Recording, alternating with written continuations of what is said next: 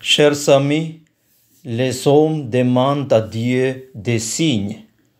Ils veulent des miracles, des preuves visibles et incontestables de son action. En cela, il ressemble bien à son foule de l'Évangile qui suit Jésus parce qu'elle est à l'afflux des prodiges qu'il opère. Dans l'Évangile tiré de Saint Jean au chapitre 6, Jésus vient de nourrir une foule affamée.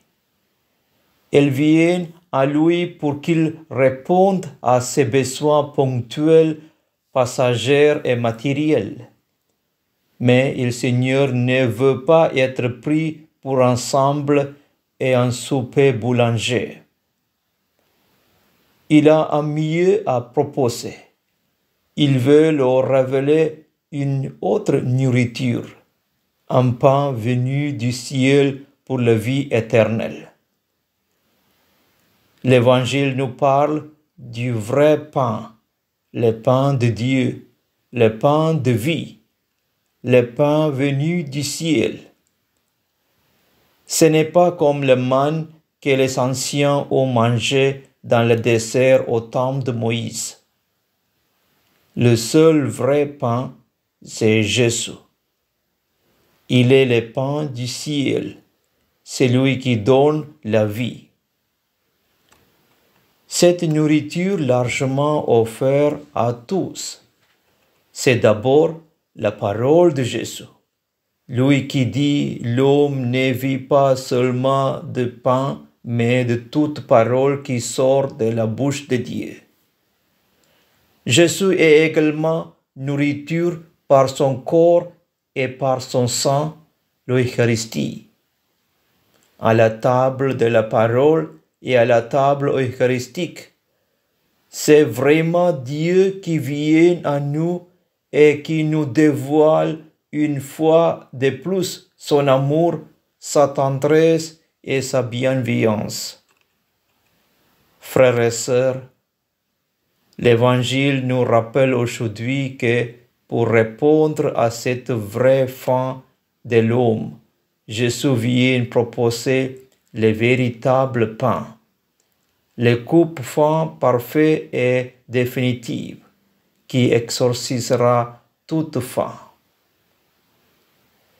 La foule ne comprend que moitié. Seigneur, donne-nous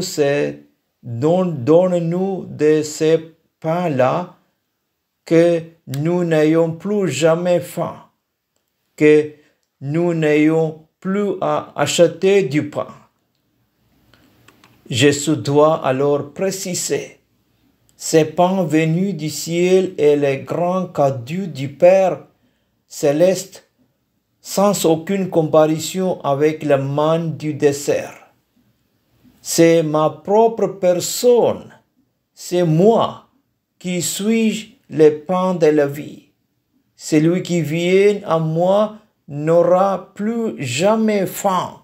Celui qui croit en moi n'aura plus jamais soif.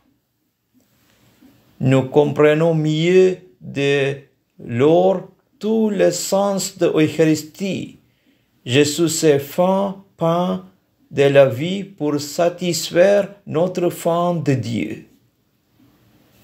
Communier, c'est se laisser assimiler par le Christ. Si nous laissons l'Eucharistie, nous transformons, nous serons incorporés au Christ, vivant comme lui, aimant comme lui et donc heureux comme lui. Mes frères et sœurs, seul Jésus peut nous guider sur le chemin de la conversion. Rendons-lui grâce pour ces dons qu'il nous fait et demandons-lui qu'il nous garde fidèles à ses paroles, car elles sont celles de la vie éternelle. Amen. Gloire au Père, et au Fils, et au Saint-Esprit, comme il était au commencement, maintenant et toujours, pour les siècles des siècles. Amen. Seigneur